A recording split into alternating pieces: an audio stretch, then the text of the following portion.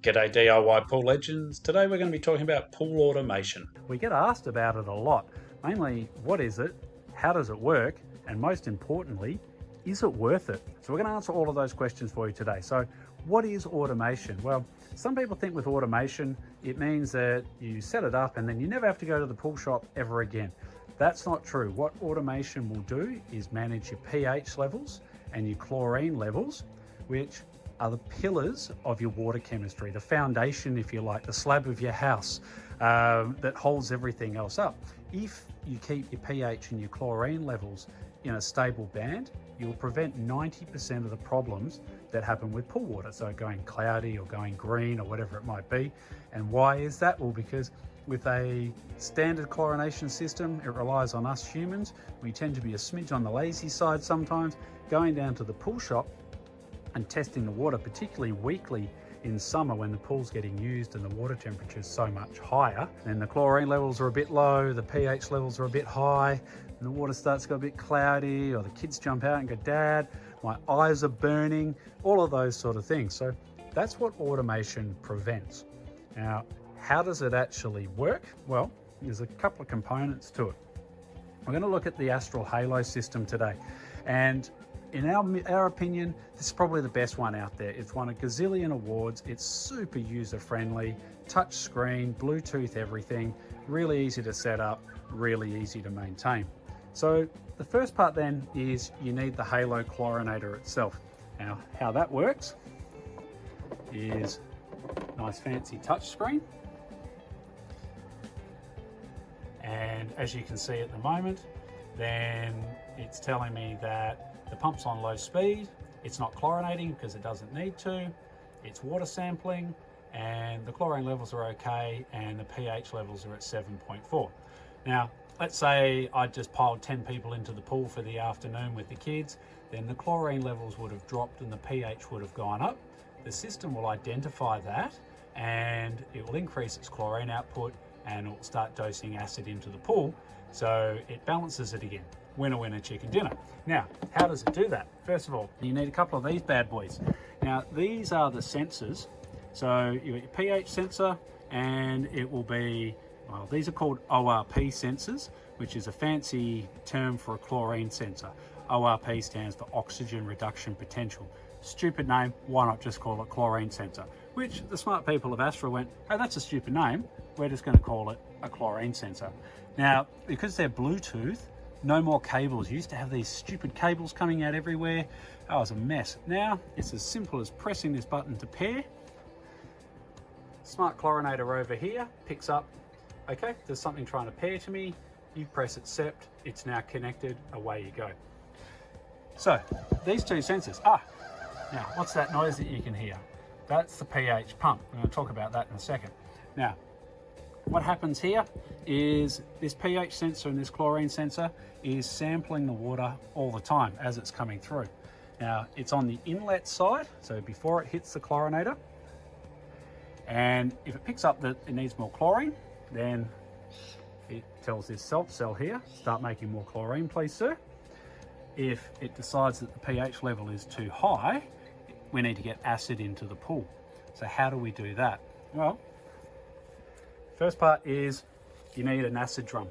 Now, that's just a standard acid drum, pool chlorine. You can get it from Bunnings or your pool shop. And then you've got a cable, which is what the acid will run through. And if we follow this over here, it comes up into this. This is called a peristaltic pump, okay? Or the fancy people at Astral call it the Halo pH doser, which makes a hell of a lot more sense than peristaltic pump, right? Now, all that does is when you hear it going, that's actually creating a bit of suction, sucks the acid up into here, pushes it down back through here, and where it's coming in is here. So it's injecting acid into the water after the water's been chlorinated, and it's going back into the pool.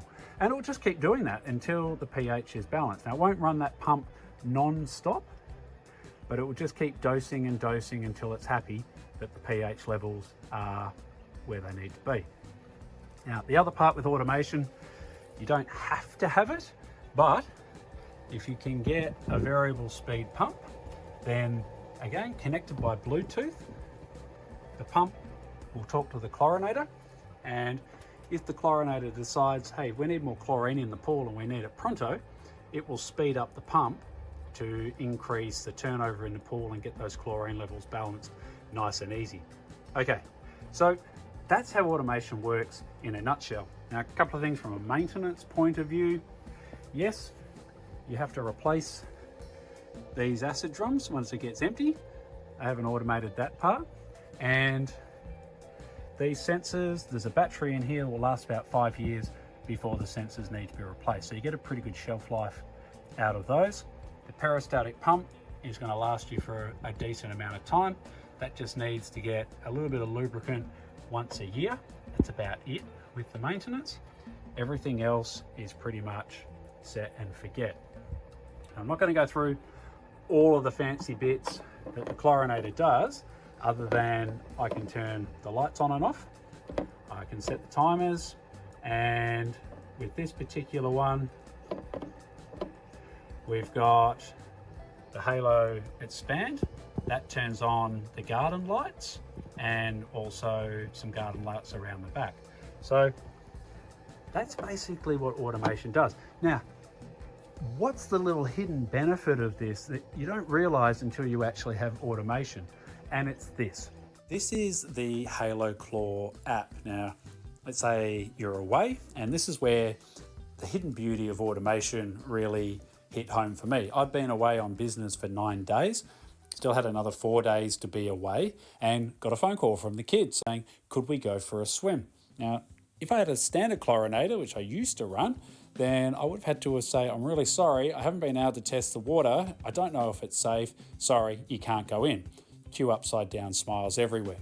Now, the beauty with this is while I was on the phone, I could just look at this app. I logged in quickly and I could see that the chlorine levels were okay, the pH levels were okay, which means the water's safe to swim in.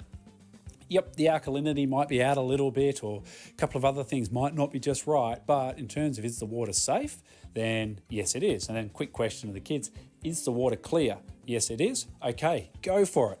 Cue happy wife, cue happy kids, cue happy me, winner winner chicken dinner. So that was the hidden benefit. And then the next time where I just loved it was I was away for a month-long holiday. That doesn't happen often, but normally I've got to organise for someone to come around and check the pool once a week to make sure that the water level's fine and it hasn't gone green. With the automation system, I didn't have to worry about that, because even if the water levels go down to below the skimmer box and the pump can't operate, I'll get a no flow warning on this app, and I can then ring someone up and say, can you go around to my house and put a hose in the pool because the water levels have dropped. So that by far is worth the price of admission with automation. A couple of the other little goodies, you can see in the top left hand corner, that 14 degrees is the pool temperature at the moment. It's winter, so definitely not going swimming right now, that's for sure. But the other things that you can do is you've got complete control over the pump. So at the moment, it's on automatic mode. If I push on, I can then put the pump on high speed, low speed, medium speed, whatever I want to do.